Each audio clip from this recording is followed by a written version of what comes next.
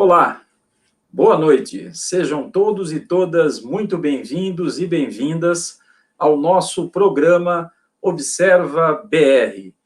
É um programa e um espaço que pretende abrir espaço para debates, para iniciativas, para troca de informações, iniciativas políticas, formulações relacionadas à reconstrução e à transformação do Brasil. É um prazer muito grande estar aqui com vocês, com todos que estão nos assistindo. Meu nome é Arthur Henrique, sou diretor da Fundação Perseu Abramo, quem organiza e patrocina todo este trabalho, primeiro do Observatório do Coronacrise, agora do Observatório BR, com esse trabalho de debate e discussão, de reconstrução do Brasil e de transformação do Brasil. E é um prazer estar também contando com a parceria do 247, do DCM, da Fórum, que são parceiros nesses nossos debates. E o debate de hoje, o tema do debate de hoje é como voltar às salas de aula diante da situação da pandemia que nós estamos assistindo. E eu tenho o enorme prazer de estar recebendo e já agradeço muito o aceite do convite da Fundação Perseu Abramo a 3 ilustres convidados e convidada, que são nossos companheiros Edson Grandizoli, que é pós-doutorando do Instituto de Estudos Avançados da USP, do programa Cidades Globais, é professor do ensino básico, consultor da Unesco, e da Secretaria Estadual de São Paulo da Educação, e é um prazer tê-lo aqui, Edson, participando desse nosso programa de hoje. Temos também o Herbert Coelho, que é diretor de Políticas Educacionais da UBS, da União Brasileira dos Estudantes Secundaristas, e é secretário-geral da ABS, que é a Associação Baiana dos Estudantes Secundaristas, e ele é estudante de pré-vestibular popular no interior da Bahia. Seja muito bem-vindo, Herbert, muito obrigado por aceitar esse nosso convite. E, por fim, mas não menos importante, a nossa sempre companheira Luísa Dulce. A Luísa é economista, doutoranda em Ciências Sociais, é do Coletivo Agrário do PT e faz parte do Conselho Curador da Fundação Perseu Abramo.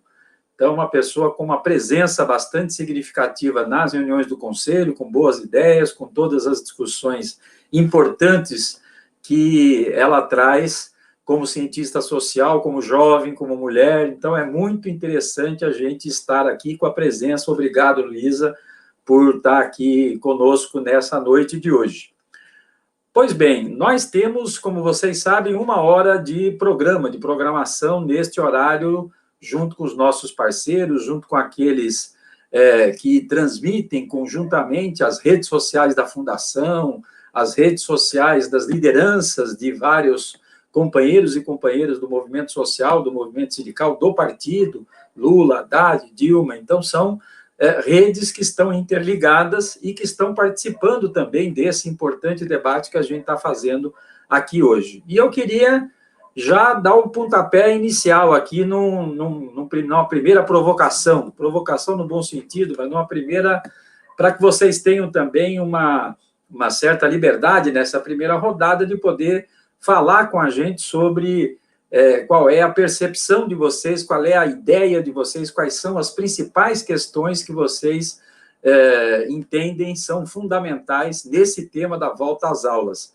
Eu lembro que nós estamos falando de 48 milhões de estudantes, cerca de 48 milhões de estudantes do ensino básico, que deixaram de frequentar as mais de 180 mil escolas existentes no Brasil, desde março, tá certo? Então, você tem uma situação absolutamente bastante significativa. Só em São Paulo são 200 mil educadores, educadoras, professores, professoras, e quase 4 milhões, 3 milhões e 800 mil matrículas, ou seja, o que está pegando hoje é, como todos nós sabemos, o medo, a insegurança, a falta de cuidados e de preparo. Então, a gente queria ouvir vocês nessa primeira rodada sobre quais são as principais questões que envolvem esse tema.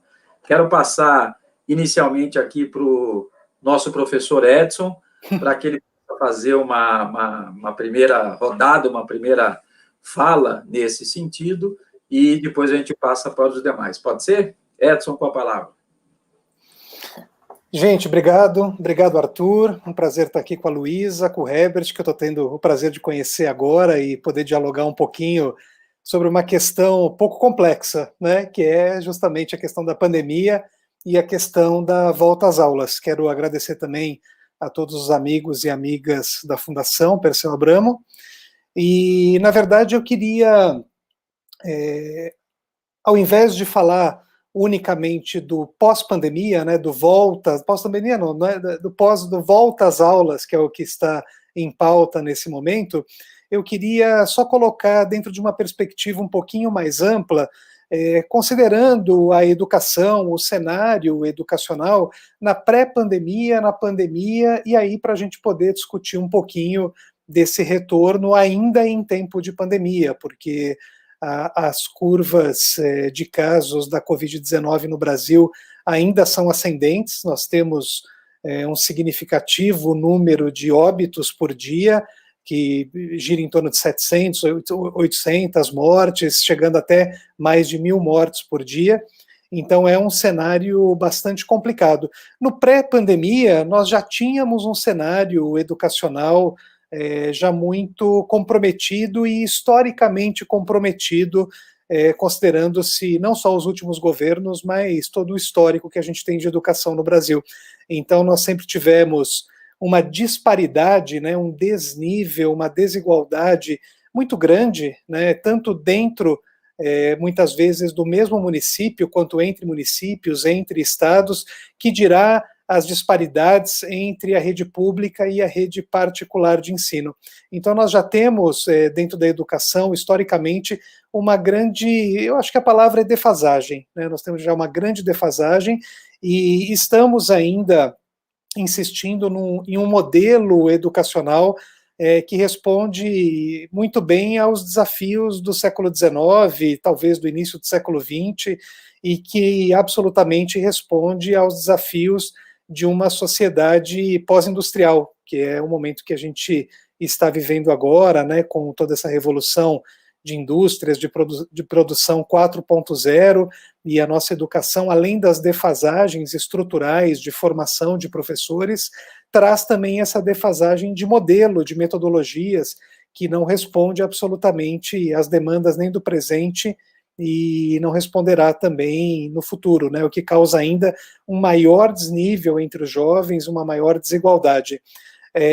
Durante a pandemia, o que eu posso afirmar claramente é que essas desigualdades elas se acentuaram, né?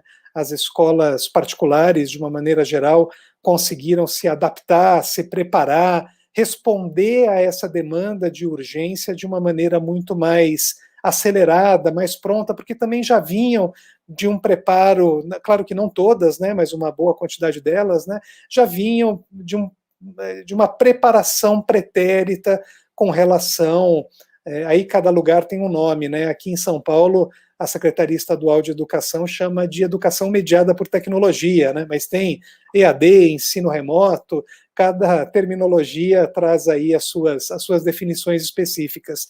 Então, durante a pandemia, nós tivemos certamente o aumento desse abismo, né? E principalmente relacionado a falta de formação dos professores para enfrentar uma situação de repente, né, onde de repente eu tenho que transformar o meu escritório, como eu estou agora, né, na minha casa, tenho que transformar a minha casa, o meu escritório, a minha vida familiar em uma mistura com um momento profissional, e um momento profissional onde muitas vezes eu não tenho equipamento, não tenho acesso, não tenho uma conexão de internet, e isso vale não somente para os professores, mas certamente em especial para todos os estudantes da rede pública, né? As desigualdades de acesso a essas aulas, mesmo elas sendo transmitidas por muitos estados via televisão, via aplicativos, certamente muitos alunos ficaram de fora desse processo e muitos professores também devem ter ficado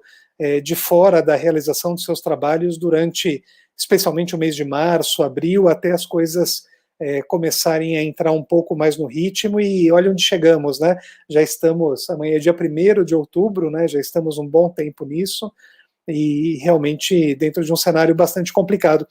E na volta, né? O que é a volta? A volta, como o Arthur já falou muito bem, a volta é um momento de medo, né? Eu tive o privilégio de poder fazer uma pesquisa bastante extensa com professores da rede estadual de educação de São Paulo, e essa pesquisa ela avaliou, entre outros indicadores, os sentimentos com relação à Covid-19, e medo e insegurança eram 2 sentimentos que lideravam, e não só em relação aos professores, mas certamente a todos nós, né? Todos nós ainda estamos, muitos de nós ainda está com medo, e muitos professores ainda estão com muito medo de voltar. É até curioso e trágico ao mesmo tempo da gente ouvir certas autoridades falarem que os professores não querem voltar ao trabalho, né? Isso é uma ironia e uma crueldade sem tamanho, né? Porque os professores, e eu posso falar porque eu sou professor e a minha esposa é professora universitária, inclusive ela está agora no computador ministrando aula noturna para os alunos dela do curso de nutrição, e os professores nunca trabalharam tanto e nunca precisaram se adaptar tanto a uma situação como nessa situação da pandemia. E a volta, especialmente falando das escolas públicas, onde a gente tem uma esmagadora maioria das escolas sem estrutura, inclusive de sanitários adequada para receber esses alunos, né? Muitas escolas têm 2 sanitários, um masculino e um feminino, para atender muitas vezes toda a coletividade da escola, da comunidade escolar, sem falar todas as adaptações de álcool gel, de distanciamento das carteiras, de ventilação, e outra coisa muito importante que não pode ficar de fora: a questão não é uma questão de responsabilidade dos professores e dos gestores escolares unicamente, dos coordenadores. É uma responsabilidade do município, porque como esses alunos vão mesmo para a escola, né, a maioria deles, certamente, ou muitos deles, vão de transporte público. O transporte público está adaptado com segurança para transportar esses estudantes, e muitos professores, a maioria dos professores, com segurança para a escola. Então, se não forem tomadas as devidas precauções, e devem ser precauções muito sérias, muito estudadas caso a caso, nós vamos certamente ter um quadro, como a gente viu em outros países, inclusive da Europa, do aumento do número de casos em determinadas escolas, determinadas cidades, retornando a uma faixa amarela, que é a faixa que a gente costuma utilizar aqui no Brasil, né, as etapas da pandemia, né? Certamente nós vamos ter um retrocesso nesse processo, porque é quase inevitável haver um aumento no número de casos, né? Não estou sendo ave de mau agouro, como diria minha avó, mas é uma realidade que tem que estar muito no horizonte dos professores e dos gestores e dos nossos representantes públicos, né? Então, a escola, a comunidade e o território são peças fundamentais de um quebra-cabeça que tem que ser pensado em conjunto e não de maneira separada. Muito bom, Edson, valeu. Eu acho que esse tema que você levanta da desigualdade ou das desigualdades é absolutamente central nesse debate que a gente está fazendo. É evidente e claro que a diferença e as diferenças de região, de público-privado, de território no mesmo município, aqui em São Paulo a gente assiste isso. Às vezes tem lugar que a internet é maravilhosa, pega muito bem, tem lugar que a pessoa não consegue entrar na internet. Então, estas questões são absolutamente essenciais de serem levadas em conta pelos gestores públicos, principalmente os prefeitos municipais, como você bem levantou. E acho que esse tema marca essa primeira fala do programa, que eu acho muito importante, que são as desigualdades. Quero aproveitar aqui para passar para a Luísa, a nossa companheira Luísa Dulce, também um pouco nessa linha da primeira rodada de debate, dos desafios que estão colocados para nós, para esse próximo período. Boa noite, Arthur, Luísa. Boa noite, Ebert, boa noite, Edson. É um prazer enorme estar aqui com vocês, agradeço muito o convite. E parabenizar também, né, pela iniciativa da organização desses debates, que está no âmbito aí do que o Arthur já falou, né, desse plano de transformação e reconstrução do Brasil.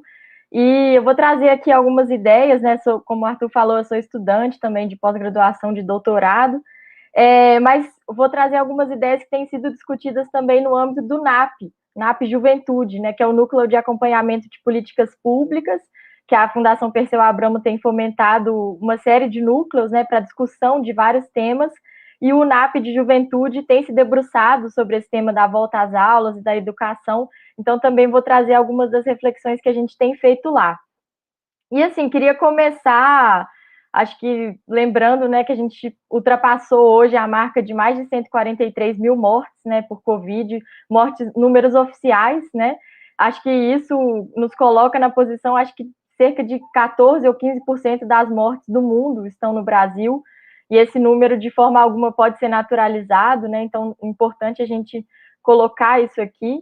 E, como o Edson já falou, uma das questões principais que precisam ser discutidas é esse agravamento, né, das desigualdades sociais, econômicas e políticas no mundo todo, e especificamente no Brasil, que expõe, né, populações específicas, segmentos específicos da população, a uma série de vulnerabilidades e violências, e aqui eu queria destacar, né, as populações jovens, populações negras, pobres, enfim.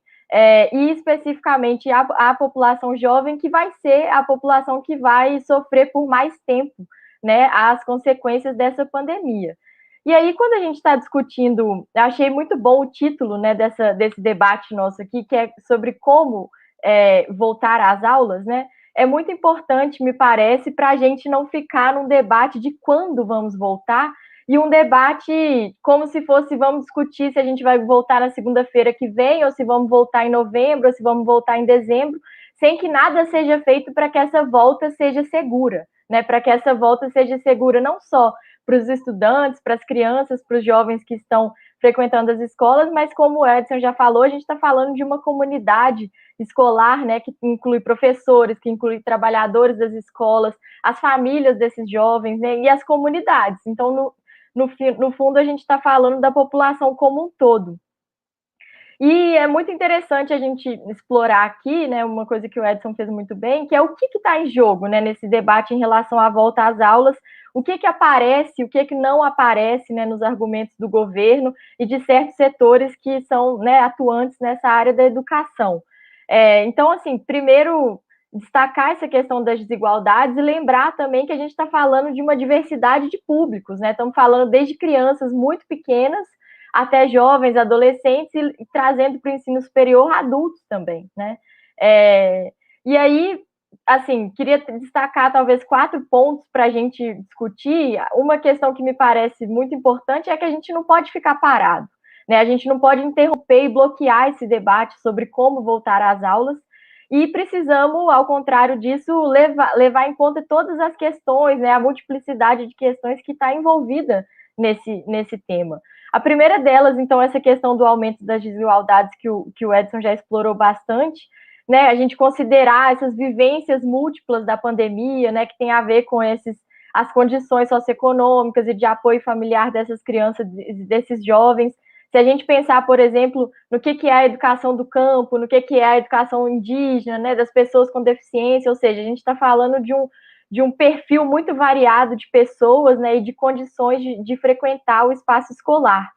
Pensar também essa questão das condições de ensino remoto, né, que são também muito distintas, e aí por diversas razões, seja pelo próprio ambiente doméstico, pelo acesso e a qualidade à internet, pela qualificação também que os professores tiveram, né, para ofertar as modalidades de ensino à distância, ou ensino remoto, enfim. E levar em conta também a questão da evasão e da distorção idade-série que isso está provocando, né? Então, aumentando efetivamente as desigualdades educacionais.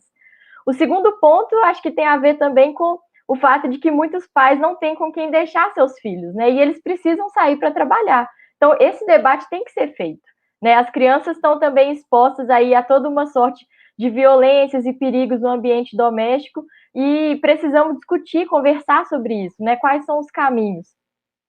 Um terceiro ponto que eu queria destacar é a questão da insegurança alimentar, né? Quando as escolas estão fechadas, e aí não só as escolas, mas também as universidades públicas com os restaurantes universitários, né? Muitas crianças e jovens adentram ou agravam a sua condição de insegurança alimentar, né? E aí a gente traz toda a discussão da questão das cestas básicas, né? Da importância do PNAE, da alimentação saudável, que é um outro debate que não vamos entrar aqui, mas que está ligado com isso. E um quarto ponto que eu queria colocar é a questão da própria saúde mental das pessoas, né? E da importância da escola, da convivência com os colegas, com os professores, com a comunidade escolar, tendo em vista que o isolamento ele traz consequências, né, em termos de saúde mental e do próprio desenvolvimento, né, dessas crianças e dos jovens, que essas modalidades de ensino remoto não dão conta de suprir, né, e eventualmente podem agravar certos sintomas de ansiedade, etc., que estão ligados até com os índices de suicídio e tudo mais.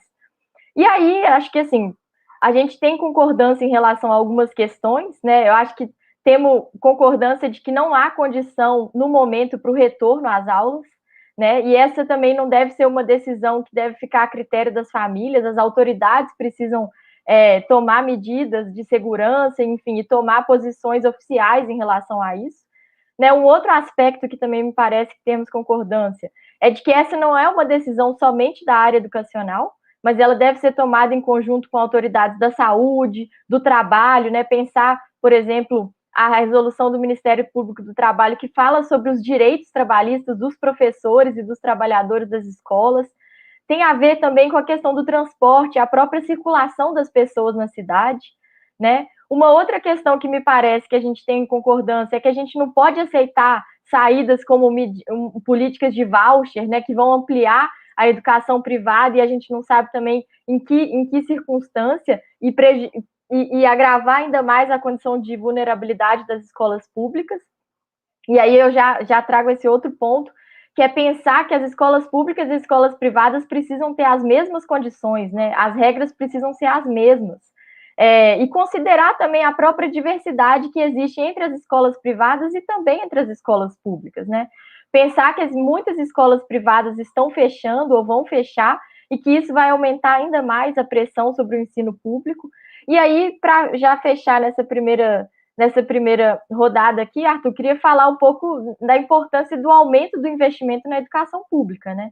Tanto para permitir essas mudanças que o Edson falou na estrutura física dos espaços escolares para o retorno dessas crianças, então todos os protocolos, materiais de proteção, os espaços, as distâncias entre as pessoas, mas também para permitir que essa recuperação, né, do tempo que foi perdido, ou enfim, desse período em que as pessoas ficaram prejudicadas em relação ao ensino, não se estenda para o resto da vida dessas pessoas, né? Então é preciso efetivamente ter muito investimento para que essas pessoas não fiquem aí anos lidando com um problema que teve a ver com esses meses de falta de escola. Então, acho que para começar seria isso.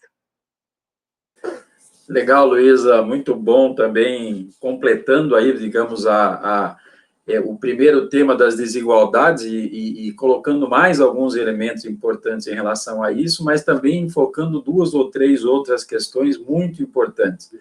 E eu destaco aqui uma questão que me parece é que os filhos da classe média alta ou dos ricos que têm condições financeiras ou de ter um ensino com todas as condições da casa deles, diferentemente da grande maioria da população que, como você mesmo disse, está desesperada, porque o recurso que deveria vir do governo para que as micro e pequenas empresas mantivessem-se abertas, tivessem emprego, que os trabalhadores ficassem em isolamento, mas que tivessem renda para poder ficar em isolamento, aqui no Brasil não está acontecendo como está acontecendo, como já aconteceu em outros países do mundo. Então, transferir a responsabilidade da decisão de voltar às aulas para os pais, né, para os pais dos alunos, é de uma irresponsabilidade sem tamanho, porque se o pai não consegue se nem os cientistas estão ainda discutindo várias questões relacionadas ao Covid-19, imagina como é que um pai, como nós que estamos aqui, fica ansioso para essa decisão, que não deve ser uma decisão fácil, e mais do que isso, deveria ser uma decisão tomada com absoluta segurança no trabalho, segurança dos professores, dos educadores, segurança dos alunos, como vocês já falaram muito bem a respeito disso. E a gente assiste no meio de tudo isso, para passar por Herbert, uma proposta indecorosa, irresponsável e absurda por parte do governo de querer, ao invés de taxar os super ricos, ao invés de fazer a manutenção dos R$600 como fundamental para a sobrevivência das pessoas, tenta fazer agora com que os 300 que eles já querem abaixar de 600 para 300 e depois implementar um programa no lugar do Bolsa Família, tirando o dinheiro do Fundeb. Né? Ou seja, tentando fazer uma outra irresponsabilidade, ou fazendo mais uma irresponsabilidade. Então, quero passar aqui para o nosso estudante também, como a Luísa, apesar que todos nós continuamos estudando, mas vocês, estudantes que estão sofrendo na pele essa discussão da não presença nas salas de aula, ouvir aqui o nosso companheiro Herbert, diretamente da Bahia. Axé.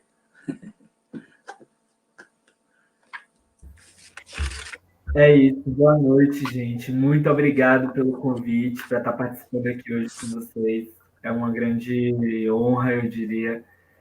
É muito importante para mim toda essa coleta de informações e amplitude da minha visão sobre todos os aspectos que nós estamos discutindo hoje. Mas eu acho que a gente não pode conversar, dialogar sobre volta às aulas sem antes fazer um debate conjuntural do que mais ou menos estava acontecendo antes. Porque antes da pandemia, a gente já vinha tendo uma desvalorização muito grande do ensino público e do ensino de forma geral no Brasil. Acho que até como meus companheiros ressaltaram anteriormente, né, vem acontecendo o socateamento do ensino público, seja do ensino universitário como do ensino básico também, que é o que me engloba, diversas escolas sendo fechadas, escolas estaduais, a militarização dos colégios, a privatização, a busca pela privatização cada vez mais do ensino no Brasil, e isso é muito preocupante, porque a gente vê como que o governo federal não tem um interesse na valorização, no investimento que deveria estar sendo feito, né, na nossa educação. E aí a gente vê como todas essas lutas incessantes dos movimentos estudantis, inclusive da UBS, para que o Fundeb fosse aprovado agora, e o governo federal quer fazer como se tudo isso caísse por água abaixo, querendo tirar parte do dinheiro que seria do Fundeb para financiar um programa que não tem sentido nenhum, que é um programa, sei lá, vou querer renomear um programa da gestão passada, vou aqui criar um programa novo. Eu acho que é um desrespeito muito grande com os estudantes, um desrespeito muito grande com os brasileiros, porque o Fundeb é uma vitória muito grande, e isso mostra como o governo federal não tem se preocupado com o amparo que nós precisamos no ensino público, é a valorização do mesmo. A gente não pode debater volta às aulas se a gente não debater a valorização e o investimento necessário que as escolas deveriam ter para a futura compra de EPIs, para manutenção de forma geral, distribuição de máscaras, testagem em massa, diversos aspectos que um colégio, uma escola pública principalmente, engloba toda uma sociedade que está em volta daquilo. Não são só os alunos, são os professores, são os profissionais que trabalham naquele colégio, são as pessoas que vendem comida em volta do colégio, são as pessoas dos transportes, são todo um amparo que meio que a escola sustenta dentro de uma cidade. Tirando isso, pela cidade daqui do interior da Bahia, os colégios representam muito do que é uma rotatividade de capital e de conhecimento dentro de uma cidade. A gente estava até conversando sobre isso antes da live, conversar sobre o ensino universitário, mas o ensino básico também. Aqui na minha cidade, por exemplo, só temos uma escola de ensino fundamental, de ensino médio, e essa escola de ensino médio, como é a única da cidade, é uma cidade pequena, acaba que engloba basicamente tudo da cidade. Então, muitas coisas giram em volta dela, cultura, conhecimento, enfim. Mas é isso. Se a gente for debater a volta às aulas, a gente também tem que lembrar da exclusão digital que começa aí com a pandemia, né? nós tivemos que deixar as escolas porque não estava tendo como ter aula por conta da pandemia, dos grandes níveis de contágio, e aí vamos para dentro de casa. Os colégios particulares, de algum jeito, tiveram como continuar com as suas aulas remotas, suas aulas diretamente pela internet, mas, assim, é uma realidade que é ruim, que não tem eficácia comprovada, e aí, quando a gente faz esse recorte dentro das escolas públicas, a maioria das escolas públicas estão paradas, as maiorias, eu acho que 100% talvez, paradas, sem ter aula, porque não tem como ter aula remota, nem todos os alunos têm acesso à internet, nem todos os alunos têm acesso a equipamentos que possibilitem eles a usufruir da internet. Eu mesmo tive que vir aqui para casa da minha tia para poder utilizar a internet, porque minha internet está péssima. E é uma realidade que é muito cruel, e essa realidade dos estudantes não terem condições de acessar, de ter ensino, de ter conhecimento durante a pandemia, vai refletir no que é que vai acontecer pós-pandemia, que vai ser uma evasão escolar gigantesca. A gente tem que falar de uma ruptura que está dentro do sistema educacional, uma ruptura que vai acontecer dentro do sistema educacional, que pode comprometer o ensino e a aprendizagem de toda uma geração que vai se desvincular simplesmente do sistema educacional, que já está desvinculada e que futuramente vai continuar se desvinculando porque não vai ter esse interesse direto de voltar às aulas. O que é que vai acontecer? Muitas famílias, muitos estudantes que estão presos dentro de casa nesse momento, enfrentando a pandemia, vivem com poucos cômodos com muitas pessoas dentro das suas casas. Lógico que tem realidades que não, mas tem realidades que sim. E aí, como é que eu vou conseguir estudar? Aí por exemplo, tem pessoas que já não teriam condições de ter acesso à internet, acesso a esses materiais que possibilitam a internet, mas aí temos pessoas também que têm essas condições, mas que não têm condições de, dentro do seu espaço de moradia, que é o único espaço que eles têm como residir durante a pandemia, de usufruir disso, de ter aula, de conseguir continuar com seu ensino. Então, assim, é uma disparidade social, essa exclusão digital é muito grande e só reforça todas as exclusões sociais que já existiam no Brasil antes, e, sobretudo, pessoas pobres, sobretudo sobre pessoas negras, sobretudo sobre pessoas periféricas e sobre os estudantes rurais, porque no Brasil a gente tem uma quantidade muito grande de estudantes rurais, aqui no interior da Bahia também. Então a gente tem que pensar, poxa, se a galera da cidade, se a galera desse meio urbano está tendo tanta dificuldade assim de acesso à internet, de acesso a conhecimento, imagina essa galera do meio rural. Essa exclusão social, ela é gigantesca. E a gente tem como recorte, né, de, assim, como que vai ficar a estrutura do colégio para poder receber esses alunos pós-pandemia ou até durante, porque já se conversa sobre volta às aulas durante a pandemia, antes de uma vacina. O que, assim, é uma loucura, eu diria, porque a gente tem provas de diversos países, inclusive aqui no Brasil também, do Amazonas, mesmo que sejam realidades diferentes, em que os níveis de contágio, as ondas de contágio aumentaram pós-volta às aulas durante a pandemia. E aí a gente vai tirando esse recorte dos outros países, faz esse recorte para o nosso país, por exemplo, do estado do Amazonas, que dobraram-se o número de infectados. Não tinha garantia de EPIs, não tinha garantia de nada, sabe? Tudo que era dito que aconteceria não estava acontecendo, e aí o número de infectados dobraram, tanto de alunos, quanto de professores e profissionais de educação. Então, a gente tem que pensar um pouco de calma com isso. E a UBS protocolou 14 protocolos que seriam, distribuídos para as escolas caso as aulas voltassem. O que seria necessário que acontecesse caso as aulas voltassem, porque os nossos alunos, nós que somos estudantes também, que compomos a UBS, a gente precisa ter uma seguridade do que é que vai acontecer caso as aulas voltem. Então, nós protocolamos, depois, quando começar a segunda rodada, eu vou fazer essa leitura breve para vocês. Obrigado. Maravilha, Herbert. Obrigado. É muito importante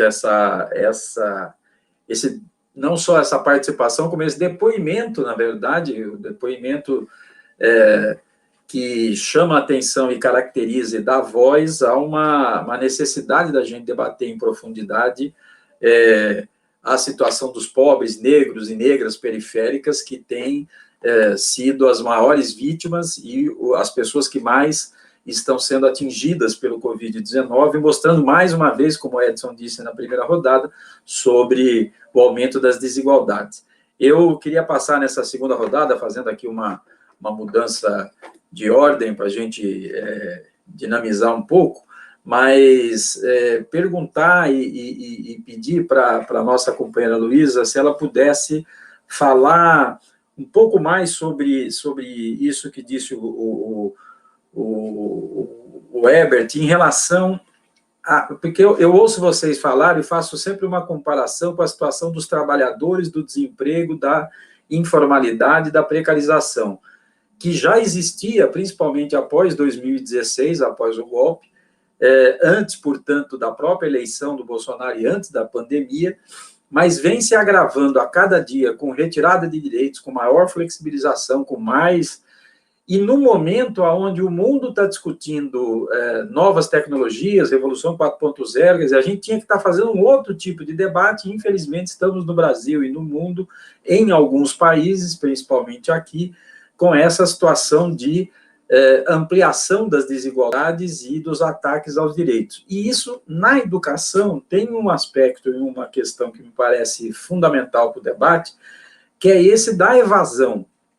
Porque se nós já estamos com uma situação absolutamente trágica em relação ao mundo do trabalho, se não tiver a educação preparada para os nossos alunos, desde o ensino básico, desde a primeira infância, mas desde o ensino básico, fazer com que pudessem enfrentar efetivamente os desafios que vão vir do próprio mundo do trabalho, seja o mundo do trabalho formal, seja a economia solidária, seja... Então, eu queria que você pudesse falar um pouco mais sobre esse tema da evasão, da ruptura, e uma deixa que eu sei que você é especializada, ou pelo menos tem uma participação muito ativa, e você levantou isso na primeira rodada, que é essa questão da segurança alimentar. O Brasil voltou para o mapa da fome, já tinha saído, nós conseguimos atingir uma coisa que parecia impossível, e estamos retomando a luta para o Brasil enfrentar novamente a fome, e a situação que está colocada leva a um desespero, porque a gente fica olhando para o cenário de agravamento dessa situação. Queria te ouvir um pouco nessa segunda rodada, se puder falar sobre isso, e mais o que você achar importante falar, evidentemente. Não, Arthur, acho que esse tema, né, que o Herbert trouxe da evasão é fundamental, assim, da gente se debruçar sobre ele, né, pensando que as taxas de evasão já são altas, né, em relação ao ensino médio, por exemplo, no Brasil, existe uma evasão muito grande. A gente sabe que a juventude brasileira é uma juventude trabalhadora, né, então, numa situação em que as famílias estão numa situação de completa insegurança alimentar, econômica, né, a importância desses jovens procurarem emprego cresce ainda mais, né, de participar da renda das famílias, e aí é mais um incentivo para que eles deixem a escola, né, considerando também que a escola, eu queria colocar mais dois fatores, assim, que a escola não é um ambiente seguro do ponto de vista sanitário, né, imagina esses jovens com medo, como o Edson trouxe, os jovens, trabalhadores, professores da comunidade escolar com medo de voltar para esse ambiente que, sobretudo nas escolas públicas, provavelmente, né, se não for feito um grande esforço, não só de recurso financeiro, mas de mudança, né, do espaço e da distribuição do espaço nas escolas, vai ser um espaço não seguro, muito inseguro do ponto de vista sanitário, então os jovens também não vão se sentir seguros para voltar, e considerando também que as modalidades de ensino remoto, enfim, outras formas, né, de ensino que eles não vão sentir, talvez, que estão aprendendo, porque a gente sabe, e nessa pesquisa que o Edson comentou, por exemplo, os jovens comentam, né, de que se aprende menos, né, com as modalidades de ensino remoto. Então, são muitos incentivos para que esses jovens deixem a escola, e aí as taxas de evasão vão crescer ainda mais. Como o Herbert falou, a gente está falando de uma geração inteira, né, de brasileiras e brasileiros, então o impacto disso nas taxas, né, de crescimento e desenvolvimento do país, em considerando os variados setores, vão ser enormes e vão agravar, como a gente já falou muito aqui, sobre essa questão das desigualdades. Você comentou, Arthur, da questão da segurança alimentar, esse também me parece ser um aspecto muito delicado e importante da gente discutir, né, considerando, como o Herbert trouxe, assim, gostei muito da fala dele, trouxe vários elementos mostrando também que essas questões que a gente está discutindo aqui, por exemplo, das desigualdades educacionais, já estavam postas, né? E a questão da segurança alimentar também é uma questão que nos últimos anos a gente viu como que o Brasil, como que muita gente voltou a passar fome, né, no Brasil, e a importância de políticas como é o PNAE, como é o PAA, né, o PNAE, que é a Política Nacional de Alimentação Escolar, que compra a alimentação da agricultura familiar, ou seja, está gerando renda para os agricultores e fornece comida e alimento de qualidade para estudantes e as populações da cidade. Né? Se você não tem uma escola que está preparada, né, para a volta e para a compra também desses alimentos, porque a gente está vendo como que os recursos do PNAE e do PA foram jogados lá embaixo, praticamente acabou essas políticas públicas. Né?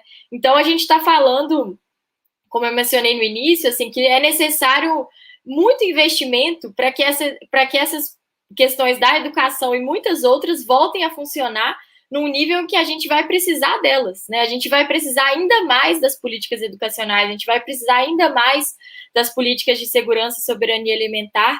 Então, não basta manter os recursos e recursos que têm sido reduzidos ano a ano, né? Para começar, eu acho que temos que discutir a emenda constitucional 95, e quando a gente traz para a questão da educação, muitas outras medidas, né? Conseguimos, você falou aí do Fundeb, conseguimos, com muito custo, né, aprovar o novo Fundeb para um governo que total descaso, total negligência com a aprovação desse fundo, que é importantíssimo, né? Mais de 60% dos recursos da educação vem do Fundeb, então, assim, da educação básica, e mostram justamente isso, né? Que a gente está sofrendo essas consequências também porque uma série de políticas e uma série de áreas já vinham sendo desmanteladas, né, destruídas, como é a proposta do Bolsonaro.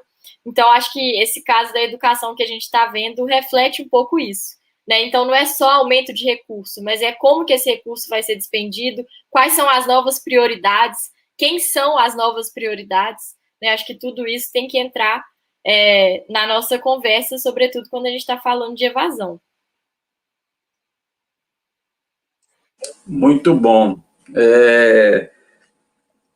Edson, fazer aqui uma provocação também no sentido, principalmente, da ciência e da tecnologia e inovação. Num mundo como esse que nós estamos vivendo e vamos viver cada vez mais as revoluções industriais com um espaçamento menor de tempo entre uma e outra, porque as coisas acontecem de forma muito rápida.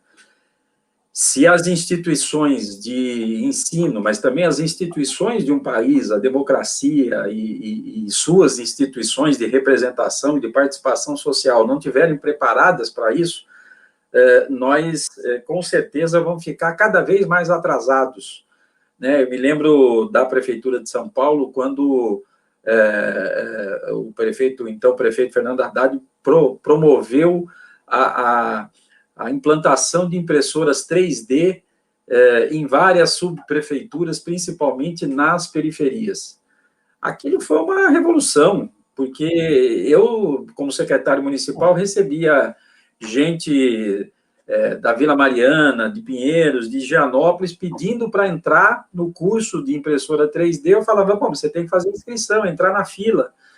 Aí as pessoas não acreditavam naquilo. E aquilo era fantástico, porque fazia chegar um mundo novo na realidade daquelas pessoas que, na verdade, nunca teriam chance se não fosse uma política pública. Então, eu queria te ouvir um pouco sobre essa questão da importância da ciência e da tecnologia nesta discussão, porque às vezes eu vejo o pessoal falar ou do ensino à distância, ou os vários nomes que você colocou em relação a isso, mas ainda há muito pouco... pouca, na minha opinião, muito pouca avaliação a respeito da qualidade da resposta em relação a esse tipo de instrumentos. Queria que você pudesse também, se possível, comentar e falar sobre outras questões também que você queira, da mesma forma aí como a gente faz com todo mundo. Por favor. Essa é uma outra questão para mais um papo de umas 2 horas, né? É uma questão extremamente importante e, como você falou, né, a gente, de uma forma geral, está correndo mesmo na contramão, né? enquanto o mundo investe não simplesmente na tecnologia, né, de você ter o equipamento, né, mas é fundamental que aquele equipamento sirva como um instrumento educacional, como uma ferramenta. A tecnologia por si só, ela não garante educação, ela não garante formação, ela é uma ferramenta que permite que educadores e educandos e toda a comunidade, quando ela participa dessas novidades, né, porque a escola, ela não pode ser, é muito difícil fazer na prática, né, mas a escola, ela não pode ser uma ilha, né, isolada da sua comunidade e do seu território, né. O sonho, eu acho que de todo educador democrático é ter uma escola sem paredes, né, onde as pessoas, como se for um lugar onde a escola pareça um jardim, né, onde as pessoas pudessem transitar, conhecer, pudessem participar da vida ativamente daquela escola, não só familiares, mas todo mundo que reside ali, né? Então a tecnologia, ela tem que ser um caminho, e é um caminho fundamental, para desenvolver nos nossos jovens competências e habilidades do século XXI. Já se fala isso, apesar do século XXI ter praticamente começado, né, já se fala sobre essas habilidades e competências há muito tempo em educação. Agora nós estamos aí com um documento, tenho as minhas ressalvas com relação a algumas coisas, principalmente no ensino médio, mas no ensino infantil e no ensino fundamental, a Base Nacional Comum Curricular, ela traz um certo, como é que eu vou dizer, certos níveis de inspiração para os professores desenvolverem o seu trabalho. Apesar de não ser um documento muito propositivo, ele é um documento que, para um educador que tem um olhar mais à frente, um olhar mais antenado, ele consegue captar aquelas questões de habilidade, de competência e preparar os seus alunos e também se preparar para esse futuro, porque a gente fala muito do futuro dos estudantes, do presente e do futuro dos estudantes, mas a gente tem que pensar, e é tão importante quanto pensar no presente e no futuro dos educadores, né? Formação de professores em serviço, como são chamadas, não são simplesmente botar um professor na frente de um outro professor ou na frente de um computador e ver aula, né? A formação do professor, ela acontece também no momento da prática, né? Então, esse exemplo que você trouxe da impressora 3D, certamente foi um momento de aprendizado para toda a comunidade, porque os professores também não estavam formados, certamente, ou não estavam ainda inteiramente formados para lidar com essas novidades. Então, eu comecei a minha sentença falando da contramão, né? Então, o mundo vai nessa direção, dessa qualificação, e nós estamos indo na contramão. Nós estamos desvalorizando o nosso ensino público cada vez mais, como o Herbert falou, como a Luísa falou, e eu concordo plenamente, quando nós precisávamos estar pensando em como qualificar ainda mais os nossos professores e os nossos estudantes para responder a esse novo modelo de civilização, essa civilização, como eu já citei na primeira fala, que tem sido chamada aí de pós-industrial, né? E além dessas questões ligadas à tecnologia, eu sempre faço, eu acho que é uma pergunta fundamental, né? O que nós queremos da educação? Qual é o objetivo central da educação que a gente quer para os nossos jovens, né? Onde a gente começa e onde a gente quer chegar com a educação que a gente quer dar para os nossos jovens. Eu tenho insistido muito em outras lives, em outros espaços que eu tenho tido para falar, que eu acho que a escola, ela teria que assumir ao longo dos anos uma centralidade nas suas comunidades, e não uma centralidade só como um lugar onde os pais levam os seus filhos e deixam os filhos lá para aprenderem alguma coisa, mas uma centralidade do ponto de vista proativo de construção de conhecimento significativo. A escola também, o modelo escolar tem que rapidamente, nós já demoramos muito, não é mais possível imaginar que alunos entram 7 horas da manhã e saem meio-dia, 1 hora da tarde, assistindo exaustivamente, se é que quando assistem, né, quando tem paciência para assistir, 6, 7 aulas sentados escutando uma pessoa falar, ninguém aguenta, né? Nem eu que sou professor, vou ver às vezes aula de outros professores, me cansa, né? É uma prática que tem que ser, já deveria ter sido superada, né? E eu acho que a ciência, o ensino de ciências, a ciência de uma forma geral, traz muita luz à melhora desses processos de ensino e aprendizagem. Não especificamente só em ciências, mas em todo o conjunto de uma forma geral. Então, colocar esses alunos para serem protagonistas da criação de soluções para os desafios que eles têm no seu território, transformando a escola num centro de excelência de produção de conhecimento e não simplesmente de transmissão. Valeu, Edson, muito bom. E agora o Herbert também aí para fechar esta segunda rodada, vamos ver se a gente consegue mais um tempinho para fazer aí uma rodada final de despedida, ou de um até logo, né? Mas eu queria já passar para o Herbert, ele falou, inclusive, na primeira rodada, que tinha mais um complemento para fazer em relação a algumas propostas da UBS, e a gente quer te ouvir em relação a isso, isso é fundamental. Sim. Gente, então, é porque, como a gente estava dialogando sobre toda essa questão de volta às aulas e sobre essa exclusão digital, a gente tem que pensar na alfabetização aos meios digitais, né, como uma forma de desenvolvimento da tecnologia e da educação. Pensar que precisa-se haver, para ter um ensino digital, para ter um ensino remoto durante a pandemia, não só dos alunos, mas dos professores, um preparo, uma alfabetização aos meios digitais, que é como o companheiro falou, o companheiro Edson falou lá no início, que pegou todo mundo de surpresa e muitos professores estavam tendo que dar essa aula sem muito preparo, tendo que improvisar o que tinha dentro de casa e a mesma coisa aos alunos. Então, a alfabetização aos meios digitais como uma forma de desenvolvimento da tecnologia da educação seria um dos principais caminhos para que a gente conseguisse desenvolver esse ensino remoto, né? que essa exclusão digital, na verdade, diminuir essa exclusão digital, porque é alastradora, porque se a gente pensar, aproximadamente 30% dos nossos lares do Brasil não tem internet. E olha lá. Eu trouxe uns dados aqui, a gente estava falando sobre os protocolos da UBS. A UBS fizemos um fórum esse ano para desenvolver os documentos e posicionamentos, e um dos nossos posicionamentos foram que, se as aulas voltarem, a UBS precisava ter protocolos que iríamos apresentar ao governo para que fossem seguidos, caso as aulas voltassem, pensando na segurança dos nossos alunos. São 14 protocolos, mas, assim, antes de tudo, a gente tem que pensar na valorização da vida. A vida dos nossos estudantes, a vida dos nossos professores, a vida das pessoas, dos profissionais de educação, elas têm que ser valorizadas.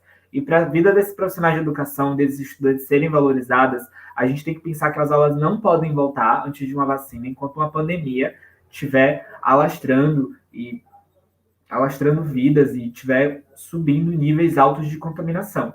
Mas é necessário, antes de tudo, que haja um debate, né, que envolva um retorno presencial às aulas, seja com embasamento científico e diretamente relacionado à adoção e à garantia dos protocolos de segurança recomendados pela OMS, além de uma testagem em massa dos casos e um mapeamento dos casos de coronavírus dentro da região onde as aulas estariam voltando.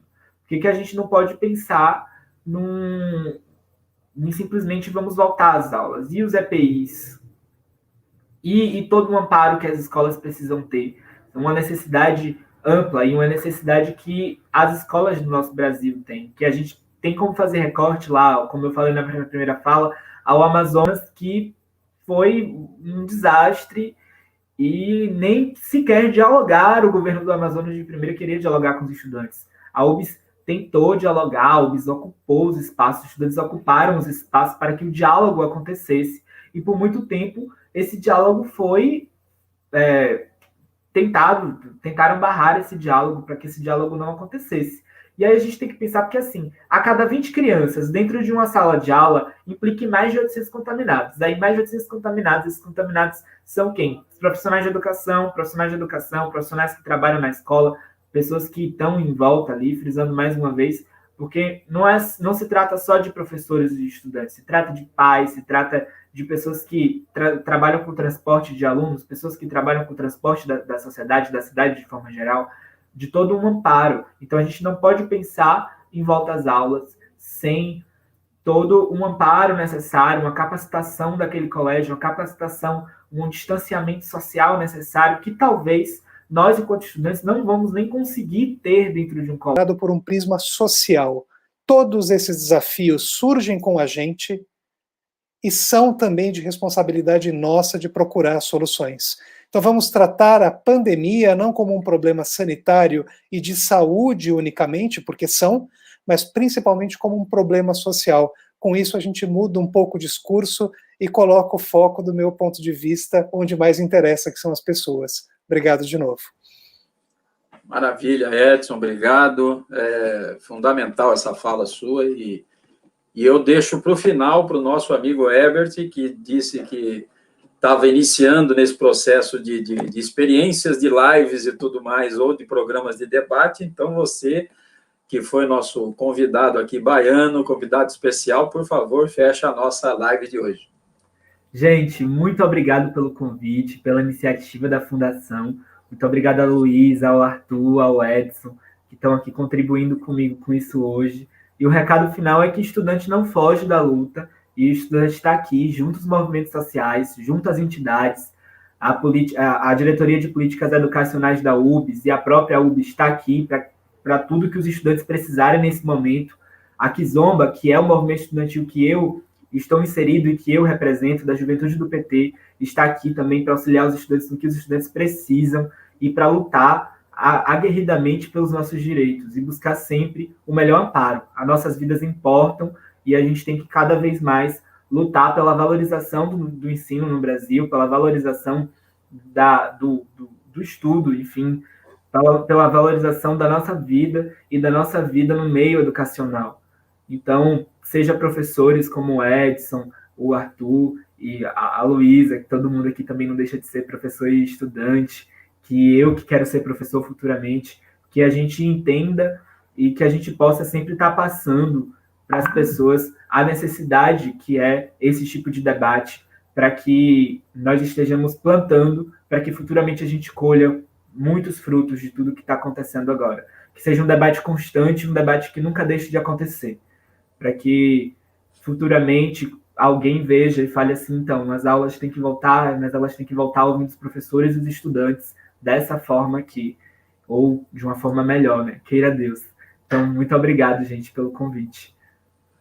Muito bom, Herbert, muito agradecido a todos vocês pela presença, um grande abraço para todos aqueles que nos acompanharam pelas redes sociais, pela internet, por todos os meios que nós estamos utilizando. Foi um prazer muito grande, como eu disse, estar aqui com vocês, por uma defesa intransigente de uma educação pública, gratuita e de qualidade. Acho que essa é a grande luta que nós, trabalhadores e trabalhadoras e pessoas de bem, do ponto de vista que enxergam o papel do Estado como fundamental, tem que colocar e recolocar, como disseram alguns de vocês, na centralidade esse tema que nós estamos debatendo. Portanto, muito obrigado a todos e a todas, e fiquem ligados para o próximo programa, que deverá ocorrer na próxima sexta-feira, e estaremos, com certeza, voltando a falar sobre educação, sobre a pandemia, mas principalmente sobre a vida e sobre o social. Um grande abraço.